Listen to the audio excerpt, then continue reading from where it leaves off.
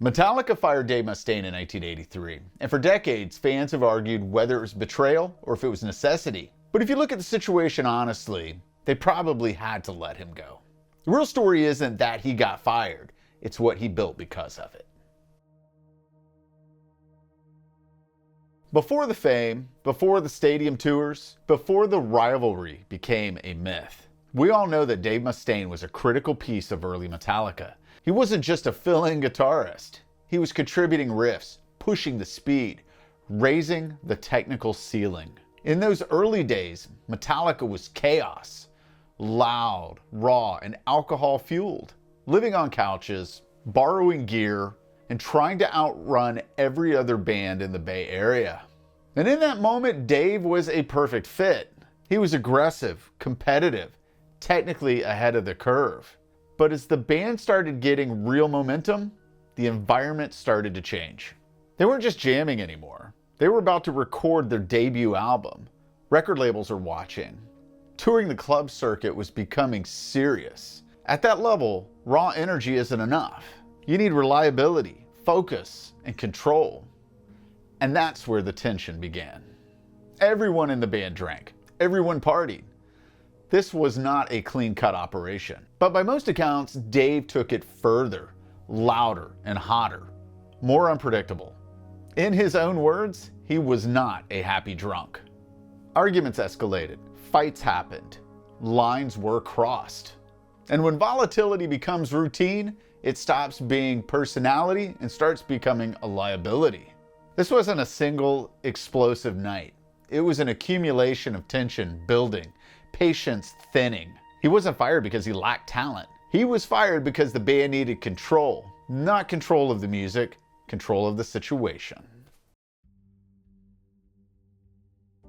In 1983, while in New York, they woke him up and told him he was out of the band. No band meeting, no drawn-out argument, just a decision. Then they put him on a Greyhound bus back to Los Angeles, alone.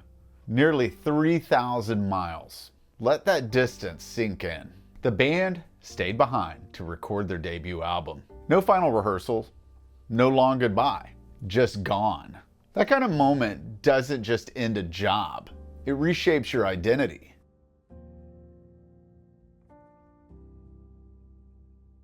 For the next 4 days, Dave Mustaine sat on that bus, alone, angry, embarrassed. And humiliation is different from anger. Anger burns more outward. Humiliation burns more inward.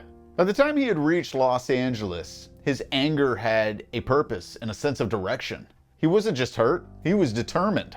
And this is where the story stops being about a band and starts being about revenge.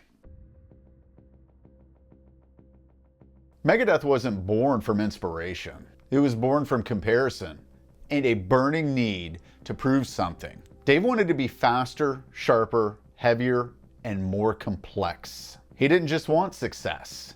He wanted to outdo Metallica. But revenge does not automatically create greatness.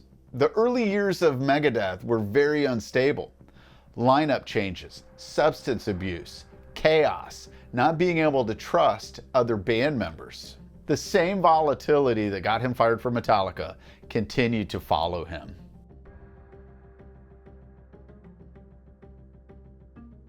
That kind of fuel burns hot, almost like jet fuel. And for a while, it almost burned everything down. It wasn't just Dave that had issues. His early band members were causing issues as well. The band at this point was a literal revolving door of musicians coming and going. But then something happened. The focus sharpened. By the time Rust in Peace arrived, the technical precision was undeniable. Countdown to Extinction pushed them into arenas, and they eventually stood alongside Metallica as part of the Big Four. And on paper, he won. But here's the part people don't like to admit. Rivalry doesn't disappear just because you succeed. Stories like this are rarely just about the music. They're about identity. About what happens when talent and temperament collide. And that tension shows up again and again in rock history. Over the years, Dave Mustaine changed. The volatility that defined his early career began to slow. He got sober. He became a husband and a father. He embraced faith. He survived throat cancer. That alone could have ended everything. These are not minor adjustments. These are life-altering transformations. Moments that reshape how you see yourself. And yet, the rivalry never fully vanished. In 2010, something happened that few people would have predicted. Metallica, Megadeth, Slayer, and Anthrax. The four defining American thrash bands shared a stage. For the first time in decades, Dave Mustaine and his former bandmates stood side by side.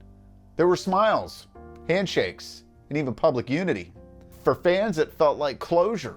But closure in public doesn't always mean closure in private. They performed together, they shared some interviews, they even spoke about moving forward. It looked like the rivalry had finally cooled. But history has a gravity to it.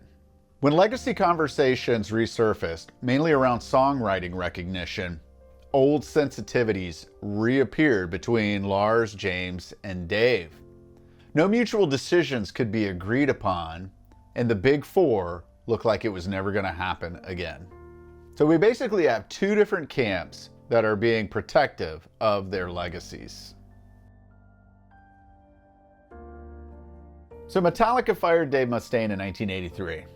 He built one of the most influential bands in heavy metal history. He got sober. He found faith. He survived cancer. By almost anybody's definition, that's victory.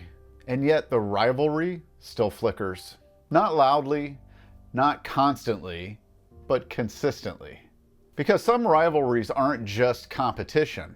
They become origin stories, part of who you are. So success can change your circumstances, but it doesn't always change your scars. Each episode I take a look at a different guitarist whose talent and temperament never quite aligned and how that shaped their legacy.